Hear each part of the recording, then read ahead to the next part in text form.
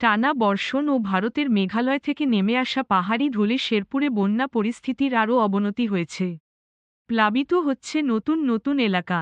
নালিতাবাড়ি, ঝিনাইগাতি ও শ্রীবর্দী উপজেলার ২২টি ইউনিয়নের পর এবার নকলা ও শেরপুর সদর উপজেলার ৮টি ইউনিয়নের নিম্নাঞ্চলে নতুন করে ঢলের পানি প্রবেশ করেছে।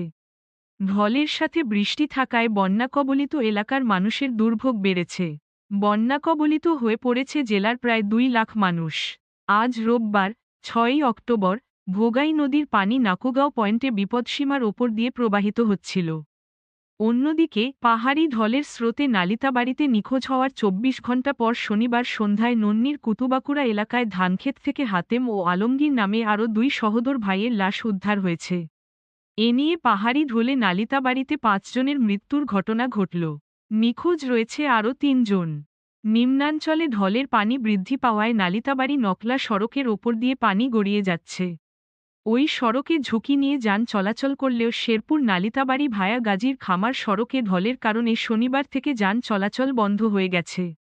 নালিতাবাড়ি শেরপুর ভায়া তিনানি সড়কটির রানীগাঁও এলাকায় ঢলের তোড়ে ভেঙে একদিন যোগাযোগ বিচ্ছিন্ন থাকার পর সড়ক ও জনপথ বিভাগ ভাঙা অংশে রোববার বালির বস্তা ফেলে সাময়িকভাবে সড়ক যোগাযোগ চালুর চেষ্টা করছে।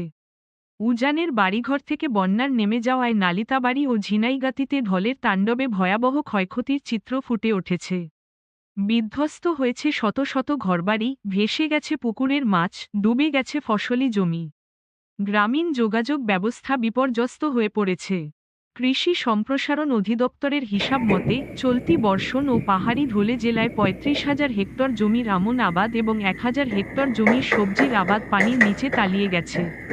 পানি নেমে গেলে ক্ষয়ক্ষতির বিবরণ জানা যাবে বলে কর্মকর্তারা জানিয়েছেন।